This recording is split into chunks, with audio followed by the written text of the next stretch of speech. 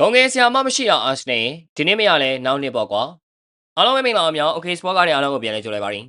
အာစနယ်အာဒီချင်းမှာလဲချန်ပီယံလိနဲ့ကလွဲကြရပြန်ပြီးဥရောပမှာဒုတိယဆင့်နဲ့ပဲကျင်းနေကြရပါရင်ဒါပေမဲ့ဒါဂုံငယ်ဆရာတခုမဟုတ်ပါဘူးဥရောပခြေတန်းအသင်းကြီးတွေအားလုံးမှာဒုတိယဆိုတာအာစနယ်လိုပြန်လည်တည်ဆောက်ထားတဲ့လူငယ်အသင်းအတွက်တော်လေးကိုကောင်းမွန်တဲ့နေရာတစ်ခုရောက်ရှိနိုင်ကြတာပဲဖြစ်ပါရင်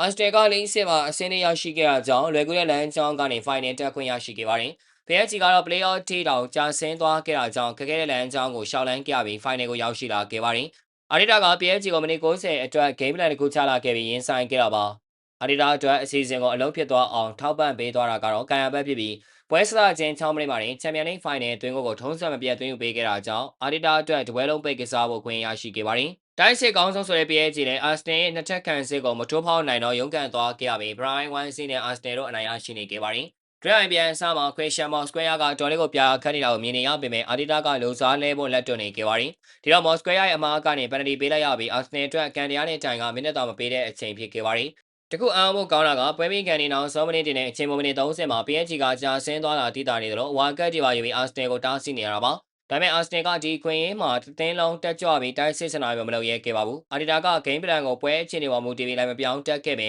Luis Enrique များခေါ်နေခဲ့တဲ့ပန်နတီထောင်ချောင်းတော့ကိုလိုက်ဝင်သွားခဲ့ပါတယ်။ဒီလောက်ခွင့်ရေးကိုပြောနေပြလိုက်တာကကန်ချမာငေမို့ဖြစ်သွားခဲ့တာပါပဲအာစနယ်ရဲ့ပန်နတီဟာအားသာချက်ဖြစ်မဲ့လို့အားလုံးကထင်ထားခဲ့ကြပါတယ်ဒူရာကလည်းရှိကဘာဆင်တီတန်ကလမားတွေတဲကတယောက်ဖြစ်တာကြောင့်ရာနဲ့ဆိုရင်တေချာပေါက်အနိုင်ဘဲလို့ကြိုတွေးထားလို့တောင်ရနေပါတယ်တကယ်လည်းရာကနူနိုမန်တက်ဆက်ပန်နတီကိုကာကွယ်ပေးခဲ့ပါတယ်ခက်တာကအာစနယ်မှာပန်နတီကန်ချမဲ့အဖွဲ့ကိုလူစားလဲပေးသားဖြစ်နေတာကြောင့်အဆွေပြေဖြစ်သွားခဲ့ပုံရပါတယ်အဘရာချီအန်စီကစိတ်လုံရှာလွန်တဲ့ပုံစံနဲ့ဘေးကိုချော်ကန်လိုက်သလိုဂါဘရီယယ်ကလည်းစိတ်လုံရှာလွန်တဲ့ပုံစံမျိုးနဲ့နောက်ဆုံးပန်နတီကိုမိုးပေါ်ထောင်ကန်လိုက်ပါတယ်ဒီတော့ပွဲကအာစနယ်အနိုင်ကနေချိန်ခွင်ရှာပြောင်းသွားခဲ့ပြီး4-3နဲ့ရှုံးနေသွားခဲ့ပါတယ်ဒီပွဲမှာထောက်ပြခြင်းစရာတွေကအများကြီးပါပဲအာဒီတာရဲ့ဘောလုံးပိုင်ဆိုင်မှု23ရာခိုင်နှုန်းဆိုတာဖြစ်တင်ရလားတိုင်းစစ်ချင်းချောင်းမှုလုံးဝမလုပ်ပဲခန်းစီကြီးတက်ကတကယ်ရောဖလားယူပေးနိုင်ပါလားပရတီကံမှုဆွဲခေါ်နေပြီးပရတီအတွက်ကြိုတင်ပြင်ဆင်ထားတဲ့ plan တစ်ခုရှိမနေဘူးလားဆိုတာတွေကမေးခွန်းစရာမေးခွန်းတွေပါတပတ်မှာလည်းအာစနယ်ကကောင်တာတိုင်းစစ်အတွက်ပြန်စားနိုင်လောက်အောင်ကိုရှေ့မှလူမကြံနေပဲအခွင့်အရေးတွေကိုဖြုံးနေခဲ့တာကြောင့်မိနစ်90အတွင်းမှာတင်အပြတ်မပြတ်လိုက်နိုင်တာကအရှုံးစီကိုဥတီဖို့ပဲဖြစ်လာခဲ့ပါတယ်